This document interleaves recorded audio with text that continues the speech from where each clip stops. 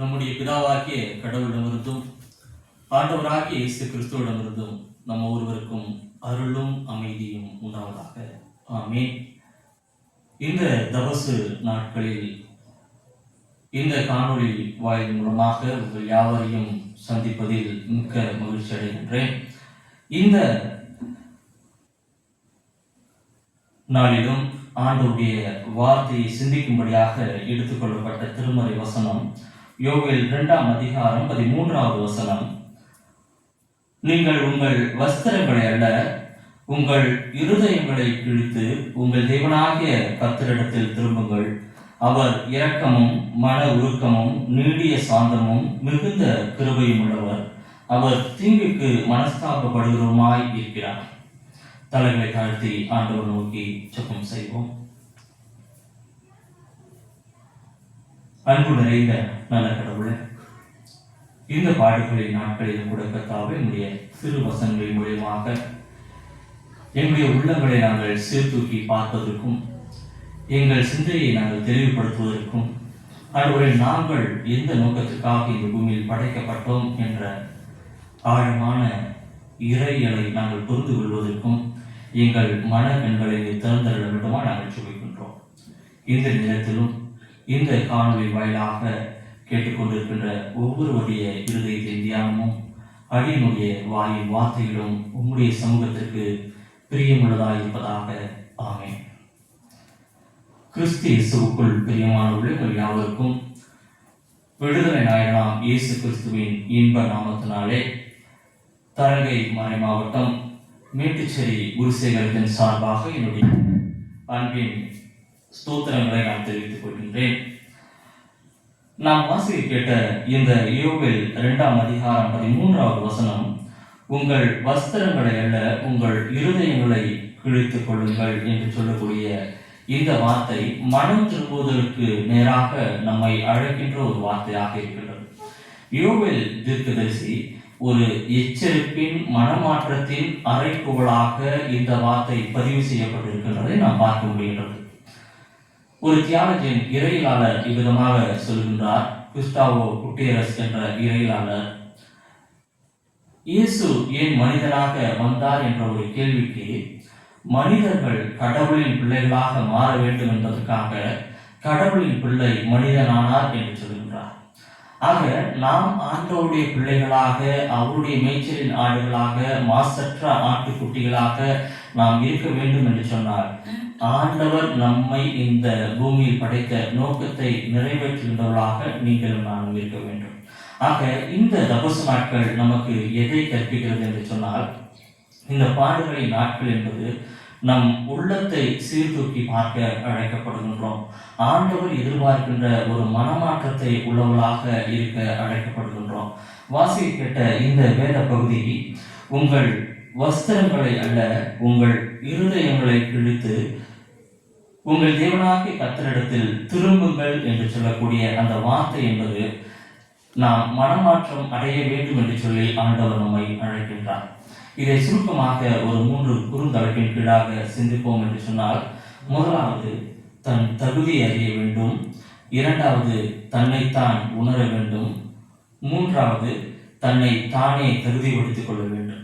முதலாவது தன் தகுதியை அறிய வேண்டும். இங்கு தகுதி என்பது ஏற்றத்தாழ்வையோ, உயர்ந்தவர் தாழ்ந்தவர் என்பதை பற்றியோ, அல்லது அதிகாரம் படைத்தவர் அதிகாரம் இல்லாதவர் பற்றியோ தகுதி கிடையாது. இங்கு தகுதி என்பது நம்முடைய பரிசுத்தத்தை குறிக்கின்ற ஒன்றாக இருக்கின்றது. நாம் நம்முடைய பரிசுத்தத்தை எவ்விதமாக காத்து கொண்டிருக்கின்றோம்? நாம் பரிசுத்தத்தை காத்துக்கொண்டு ஆண்டவர் சமூகத்தில் இருக்கின்றவர்களாக இருக்கின்றோமா, அல்லது பாவத்தில் விழுந்து உழலுகின்றவராக இருக்கின்றோமா என்பதை சிந்திக்க இந்த நாள் நமக்கு அழைப்பு விடுக்கின்றது. ஆக நாம் திருமறையில் பார்த்தோம் என்று சொன்னால், யூதாசை குறித்து அதிகமாக வரக்கூடிய காரியத்தை பார்க்கின்றோம். இயேசுவின் சீடர்களில் ஒருவராக இருந்தவர், ஆண்டவரோடு பயணித்த ஒருவர், ஆண்டவரின் அற்புத அடையாளங்களை பார்த்தவர், இயேசுவோடு மிகவும் நெருக்கமாக இருந்து பழகிய ஒரு நபராக இருக்கக்கூடியவர் யூதாசை நாம் பார்க்கின்றோம். யோவான் 3ஆம் அதிகாரம் 29வது வசனத்தில் பார்த்தோம் என்று சொன்னால், அன்றைக்கும் சரி இன்றைக்கும் மிகப்பெரிய உயர்ந்த ஒரு பொறுப்பாக இருக்கக்கூடிய பொருளாளர் பொறுப்பு என்பது அவருக்கு கொடுக்கப்பட்டிருக்கின்றது.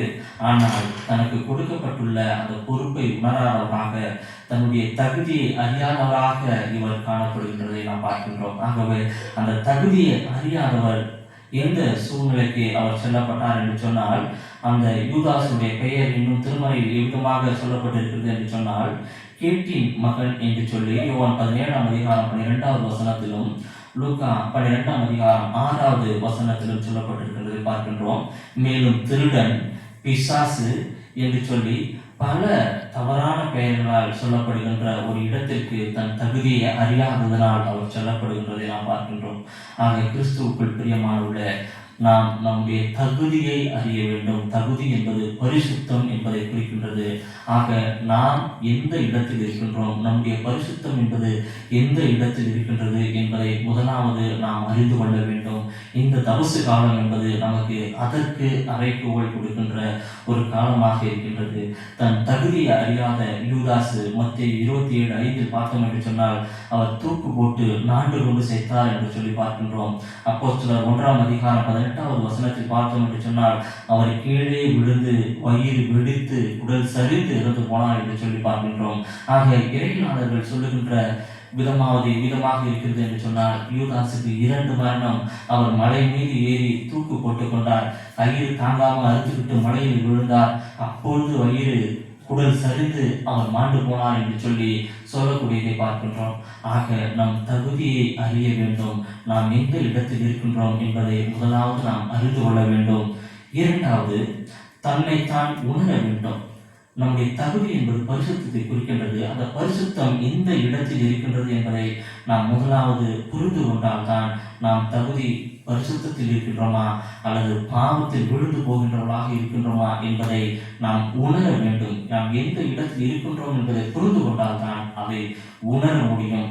நாம் நம்முடைய தகுதியாகிய நம்முடைய பரிசுத்தத்தை நாம் உணர வேண்டும் என்பதுதான் தன்னைத்தான் உணர வேண்டும். இந்த பகுதியில் பார்த்தோம் என்று சொன்னால், ஒவ்வொருவரின் உள்ளத்திற்கும் நமக்கு தெரியும் நாம் எந்த இடத்தில் இருக்கின்றோம். நாம் பரிசுத்தத்தை காத்து கொண்டிருக்கின்றோமா அல்லது பாவத்தில் விழுந்து கொண்டிருக்கின்றோமா, அல்லது தவறை செய்துவிட்டு நியாயப்படுத்துகின்றவர்களாக இருக்கின்றோமா, அல்லது முகமூடி போட்டுக்கொண்டு ஆண்டவரையும் மக்களையும் ஏமாற்றுகின்றவராக இருக்கின்றோமா என்பதை உணர வேண்டும்.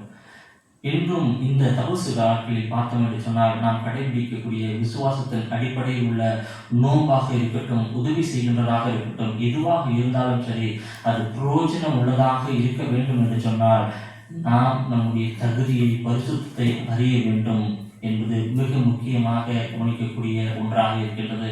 நாம் பாவத்தில் விழுந்து கொண்டு பாவத்தை செய்து கொண்டு மீண்டுமாக ஆண்டவருக்கு செய்கின்ற காரியம் என்று சொல்லி எதை செய்தாலும் அது ஆண்டவர் ஏற்றுக்கொள்ளுகின்ற தெய்வம் அல்ல. அது ஆண்டவருக்கு உகந்த காரியமாக இருக்கக்கூடிய ஒன்று கிடையாது என்பதை நாம் புரிந்து கொள்ள வேண்டும். இன்னும் தன்னுடைய தகுதியை உணராதவராக செயல்பட்டவரை நாம் திருமறையில் பார்த்தோம் என்று சொன்னால், நாம் சிம்சோனை குறித்து நாம் திருமறையில் பார்க்கின்றோம், நியாயாதிபதி புஸ்தகத்தில் பார்க்கின்றோம். நல்ல அழகு, அறிவு, அனைத்து ஆசீர்வாதத்தையும் பூர்ணமாக பெற்று வாழ்ந்து கொண்டிருக்கின்றார். ஆனால் தெளிதால் என்ற ஒரு பெண்ணிடம் கொண்ட இச்சை நிமித்தமாக தன்னைத்தான் உணராதவராக அவர் இருக்கின்றதை நாம் பார்க்க முடிகின்றது. ஆக இந்த தெளிலாளிடம் அவர் சொல்லக்கூடிய ரகசியத்தை அவர் சொல்லி அவர் வாழ்க்கையில் ஏமாற்றப்படுகின்ற ஒரு சூழ்நிலையை நாம் பார்க்கின்றோம். இன்னும் பார்த்தோம் என்று சொன்னால், தாவீதை குறித்து பார்க்கின்றோம். 2 சாமுவேல் 12ஆம் அதிகாரத்தில் நாம் பார்த்தோம் என்று சொன்னால், தாவீது பத்சேபாவில் அழகில் மயங்கி அவர் இச்சையில் மயங்கி அவர் மாறி போகின்றார். தனக்கு கொடுக்கப்பட்ட ஆசீர்வாதத்தை மறந்தவராக அவர் செயல்படுகின்றார். தன்னுடைய தகுதியை அறிந்தும் தன்னை உணராதவராக அவர் செயல்படுகின்றார். ஆனாலும் இந்த பகுதி நமக்கு சொல்லக்கூடிய ஒரு காரியம் என்னவென்று சொன்னால், முதலாவது நாம் தகுதியை அறிய வேண்டும், இரண்டாவது தன்னைத்தான் உணர வேண்டும் என்ற 2 காரியத்தை சொல்வது நிறைவாக நான் பார்த்தோம் என்று சொன்னால், தன்னை தானே தகுதிப்படுத்திக் கொள்ள வேண்டும். தன்னை தானே தகுதிப்படுத்திக் கொள்ள வேண்டும். எவ்வாறு தகுதிப்படுத்திக் கொள்ள வேண்டும் என்று சொன்னால், இந்த பாடுகளின் நாட்கள் நமக்கு எதற்கான அறைகூவல் விடுகிறது என்று சொன்னால், சிலுவைக்கு நேராக நம்முடைய உள்ளம் செல்ல வேண்டும். உங்களுடைய ஆடைகளை அல்ல, உங்கள் உள்ளத்தை பிடித்து கொண்டு தேவனிடம் வாருங்கள். இந்த வார்த்தை நமக்கு எதை சொல்லுகிறது என்று சொன்னால், நீங்கள் மனமாற்றம் அடைந்தவர்களாக உங்களுடைய உள்ளத்தை பரிசுத்தப்படுத்துங்கள். பரிசுத்தத்தோடு ஆண்டவருக்கு உகந்த வழிகளை நீங்கள் செலுத்துங்கள், உதவிகளை செய்யுங்கள், நோன்பு இருங்கள் என்று சொல்லக்கூடிய வார்த்தை தான். இந்த வார்த்தை நமக்கு சொல்லக்கூடிய ஒரே காரியம், தன்னை தானே தகுதிப்படுத்திக் கொள்ள வேண்டும். எவ்விதமாக தகுதிப்படுத்திக் கொள்ள வேண்டும்? இந்த தபசு நாட்கள் நாம் கர்த்தரை முதலாவது விசுவாசிக்க வேண்டும். கர்த்தரோடு இணைந்து பயணிக்கின்றவர்களாக இருக்க வேண்டும். ஆண்டவருக்கென்று அதிக நேரம் செலவழிக்கின்றவர்களாக இருக்க வேண்டும். வேத வசனத்தை தியானிக்கின்றவர்களாக இருக்க வேண்டும். இதைத்தான் ஆண்டவர் எதிர்பார்க்கின்றார். இந்த பாடுகளின் நாட்கள், இந்த 40 நாட்கள் நாம் இருக்கின்ற நோன்புகளும் சரி, உபவாசங்களும் சரி, ஆண்டவருக்கு பிரியமுள்ளதாக இருக்க வேண்டும் என்று சொன்னால், அது பிரயோஜனமுள்ளதாக இருக்க வேண்டும் என்று சொன்னால், தன்னை தானே தகுதிப்படுத்திக் கொண்டவர்களாக நீங்களும் நானும் இருக்க வேண்டும் என்று சொல்லி ஆண்டவர் நம்மை அழைக்கின்றார். இன்னும் திருமறையில் நாம் பார்த்தோம் என்று சொன்னால், தன்னை தானே தகுதிப்படுத்திக் கொண்டவரை பார்த்தோம் என்று சொன்னால், சகேயு என்பவரை நாம் பார்க்கின்றோம். சகேயு எவ்வளவு குற்றவாளியாக ஒரு இடத்தில் இருந்தாலும், மக்களால் வெறுக்கப்பட்ட நபராக இருந்தாலும், ஆண்டவரை பார்க்கும்போது, அவரை நெருங்கி சேரும் போது அவர் மனமாற்றம் அடைகின்றார். இன்று முதல் உனக்கு இந்த இல்லத்திற்கு ரட்சிப்பு வந்தது என்று சொல்லி அவர் தன்னை தகுதிப்படுத்திக் கொண்ட சகைவாக அவர் மாற்றப்படுகின்றார். ஆக கிறிஸ்துவுக்குள் பிரியமானவர்களே, இந்த 40 நாள் நமக்கு பிரயோஜனமுள்ளதாக இருக்க வேண்டும் என்று சொன்னால், நாம் நம்மை தகுதிப்படுத்திக் கொள்ள வேண்டும். நாம் நம்மை தகுதிப்படுத்திக் கொள்ள வேண்டும். ஒரு சிறு பையன் இருக்கிறான், துருன்னு விளையாடக்கூடிய ஒரு சிறு பையன். அந்த பையன் ஒரு விளையாட்டு கிரவுண்டில் விளையாண்டுட்டு இருக்கான். ஒரு காட்டில் ஒரு புதரில் ஒரு முட்டை இருக்குது. அந்த முட்டையை எடுத்துகிட்டு வந்து தான் வீட்டில் இருக்கிற அடை வச்சுட்டு அந்த கோழியில் வச்சிடறான். அந்த கோழி 21ஆவது நாள் குஞ்சு பொறிக்குது. அந்த முட்டை என்ன முட்டை அப்படின்னு அவனுக்கு தெரியல. ஆனால் பார்த்த நபர்கள் சொல்லுகிறார், இது கழுகு முட்டை அப்படின்னு சொல்லி. கோழி முட்டையோட கழுகு முட்டையும் குஞ்சு பொறிச்சு இறங்கிடுது, மேய்ஞ்சிக்கிட்டு இருக்கு. ஒரு நாள் இந்த கழுகு குஞ்சு மட்டும் மேலே பண்ணாது பார்க்குது. ஒரு கழுகு சட்டையில் விரிச்சு அழகாக மகிழ்ச்சியாக பறந்துக்கிட்டு இருக்கு. அடாடா, இந்த கழுகு எவ்வளோ அழகாக அவ்வளோ நொய்யாரமாக பறக்குதே அப்படின்னு சொல்லி ஆசைப்படுது. நம்மளும் பறந்தால் எப்படி இருக்குமே அப்படின்னு சொல்லி இந்த கழுகு குஞ்சு ஆசைப்படுது. ஆனால் அதை நிற்கின்ற இடம் சாக்கடையும் சாணியையும் குப்பை மேட்டையும் சிரிச்சு மேய்ச்சி கொண்டு இருக்கின்றது. இந்த கழுகு குஞ்சு வளர்ந்து பெரிதாகுது. அப்பையும் அந்த கழுகை பார்க்குது, எவ்வளவு அழகா மேலே பறந்துகிட்டு இருக்கு அப்படின்னு சொல்லி. இந்த கழுகு குஞ்சு நினைச்சது என்று சொன்னால், தன்னுடைய ரெக்கையை அடித்து கொண்டு வானத்தில் உயரமாக பறக்க முடியும். இன்றைக்கு நம்முடைய வாழ்வும் விடுதான் இருக்கு. நாம் நினைத்தோம் என்று சொன்னால், ஆண்டவருக்கு ஏற்ற ஒரு வாழ்க்கை வாழ்கின்ற பிள்ளைகளாக, ஒரு மனமாற்றம் அடைந்தவர்களாக, பாவ வாழ்க்கையை விட்டுவிட்டு, இது பாவம், அசிங்கம், இது சாக்கடை என்று சொல்லி அதை விட்டுவிட்டு, ஆண்டவருக்கு நேராக நான் பரிசுத்தத்தை காத்துக்கொண்டு நான் மனமாற்றம் அடைந்தவராக வருவதும், இந்த பாவத்தின் சாக்கடையில் உழன்று கொண்டிருப்பதும் நம்முடைய கரங்களில் இருக்கின்றது. அந்த கழுகு குஞ்சை நினைச்சது என்று சொன்னால், பட்டையை அடித்துக்கொண்டு உயரமாக பறந்து வானத்தின் மகிழ்ச்சியோடு சுற்றி இருக்கலாம். அது நினைப்பதும் இந்த சாக்கடையில் கிடப்பதும் அதனுடைய எண்ணத்தில் இருக்கின்றது. இன்றைக்கு நாம் இந்த பாவத்தில் கலந்து இந்த பாவத்திலே உழன்று கொண்டு இருப்பதும், ஆண்டவருக்கு நேராக உயரமாக சேட்டைகளை அடித்து பறப்பதும் நம்முடைய கரங்களில் இருக்கின்றது. சிந்திப்போம், செயல்படுவோம். இந்த வார்த்தையின்படி வாழ ஆண்டவர் நம்மை ஆசீர்வதிப்பாராக. ஆண்டவர் நோக்கி ஜெபம் செய்வோம். வார்த்தை மூலமாக இவளோடு உறவாடி அன்பின் நல்ல கடவுளே, இந்த பாடுகளின் நாட்களில் நம்முடைய கர்த்தாவே, எங்களுடைய மன கண்களை திறந்ததற்காக நாங்கள் நன்றி செலுத்துகின்றோம் சுவாமி. எங்களுடைய தகுதியாகிய பரிசுத்தத்தை நாங்கள் அறிந்து கொள்வதற்கும், எந்த இடத்தில் இருக்கின்றோம் என்பதை உணர்ந்து, எங்கள் பாவ வாழ்க்கையை உணர்ந்து அதை விட்டுவிட்டு எங்களை நாங்களே தகுதிப்படுத்திக் கொண்டு ஆண்டவருக்கு நேராக எங்கள் சிந்தைகளையும் எங்கள் இருதயங்களையும் சீர்தூக்கி பார்த்து, இந்த 40 நாள் தபசு நாட்களை ஆண்டவருக்கு பிரயோஜனமுள்ள ஒரு நாட்களாக நாங்கள் பயன்படுத்திக் கொள்ள, இந்த வலைத்தளத்தின் மூலமாக, இந்த வார்த்தை மூலமாக எங்களோடு நீர் உறவாடியதற்காக நாங்கள் நன்றி செலுத்துகின்றோம் சுவாமி. கேட்ட இந்த வார்த்தைகளை எங்களுடைய சிந்தைகளில் நாங்கள் நிறுத்தி அதை செயல்வடிவம் கொடுத்து செயல்பாட்டை நாங்கள் காட்டுவதற்கான உந்துதலை எங்களுக்கு நீ தந்து பலப்படுத்தி ஆசீர்வதிக்க வேண்டுமா? எங்கள் மீட்பரும் இரட்சகருமாகிய இயேசு கிறிஸ்து வழியாய் கொண்டாடுகின்றோம். அருள் நிறைந்த நல்ல கடவுளே, ஆமென். நம்முடைய ஆண்டவராகிய இயேசு கிறிஸ்துவின் அருளும் தந்தையாகிய கடவுளின் அன்பும் தூய ஆவியானவருடைய வழி நடத்தல் ஆசீர்வாதங்கள் நம் அனைவரோடும், நாம் சாட்சி பகரும் நம் சமூகத்தோடும் இன்று நடுவு சதா காலங்களிலிருந்து ஆசீர்வதித்து காப்பதாக. ஆமென். God bless you.